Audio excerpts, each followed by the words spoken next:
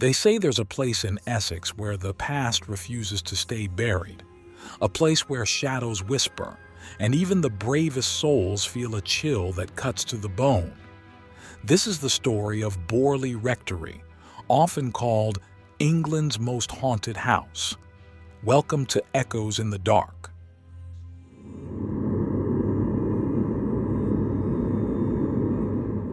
The story begins in 1863, when Reverend Henry Bull built Borley Rectory for his family on a peaceful plot of land in Essex.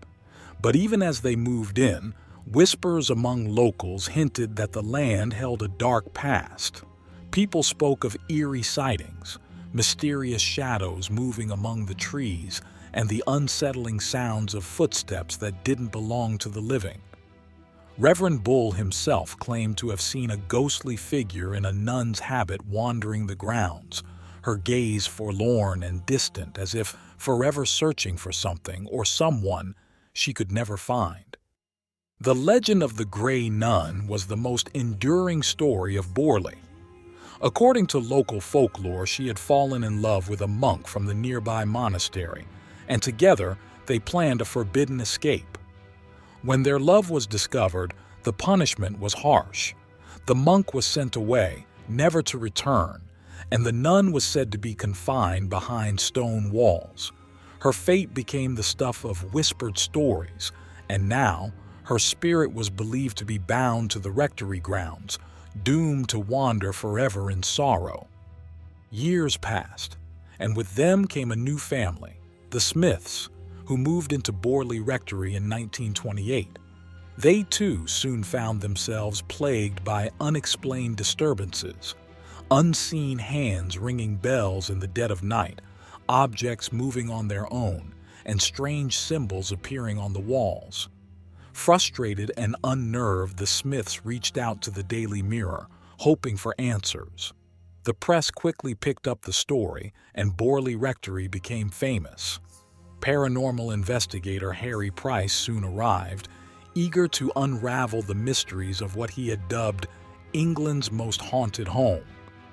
Harry Price conducted several investigations at Borley, collecting enough evidence to make even the most hardened skeptic shiver. He witnessed furniture moving seemingly on its own, felt sudden cold drafts in closed rooms, and even recorded voices that seemed to come from nowhere.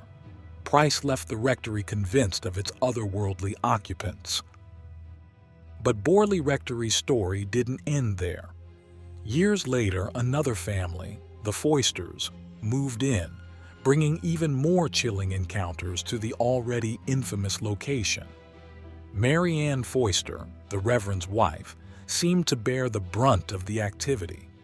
She reported being locked out of rooms, hearing someone calling her name when no one else was there, and seeing objects hurling across the room without any visible cause. One night, she claimed to see the ghostly nun face to face, her eyes sorrowful and pleading, as if asking for help that no one could provide. Borley Rectory eventually met a tragic end. In 1939, the building burned to the ground under mysterious circumstances. Locals speculated that the spirits, tired of being trapped in its walls, had somehow willed the fire into existence. Others claimed that it was a deliberate act to erase the memory of a house that had seen too much.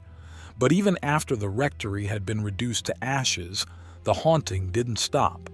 People reported hearing faint screams from the grounds, seeing lights where the building had once stood, and glimpsing shadowy figures around the ruins. Before he passed, Harry Price made one last visit to Borley's ruins, gathering additional reports and documenting them in the most haunted house in England. His findings painted a disturbing picture, a house where spirits roamed freely, bound by a past that refused to let go. Today, Price's work remains one of the most compelling records of paranormal investigations, and Borley Rectory's legacy as England's most haunted site endures. Over time, Borley Rectory has become an almost sacred location for those who seek the unknown. Visitors still report feeling an unnatural chill, hearing faint whispers, and seeing the figure of a nun in gray, her face etched with eternal sorrow. It's a place that seems to hold memories long forgotten by the living. The mystery of Borley Rectory raises questions that even today remain unanswered. Was the house truly haunted, or were its chilling stories the product of fear and superstition? The nun's tragic tale offers a plausible reason for the hauntings, but could a spirit really be bound to a place by heartbreak and sorrow alone? And what of the other presences, the unexplained footsteps, the chilling drafts, the whispers? Was it all the effect of an overactive imagination? Or did Borley Rectory hold a doorway to something beyond our understanding? Some believe that the rectory's paranormal activity was the result of a residual haunting, where the emotions and traumas of the past somehow imprint themselves into the environment. Skeptics, on the other hand, argue that many of the sightings and sounds were exaggerated or imagined by the people who lived there. Yet the volume of reports, the consistency of the stories, and the personal accounts from seasoned investigators like Harry Price make Borley Rectory stand apart. Today, all that remains of Borley Rectory is an empty plot of land, a quiet place where trees sway in the wind and shadows dance in the twilight.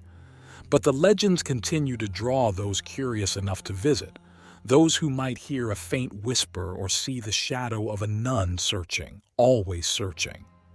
England's most haunted house may be gone, but its spirits remain, waiting for someone to listen once more.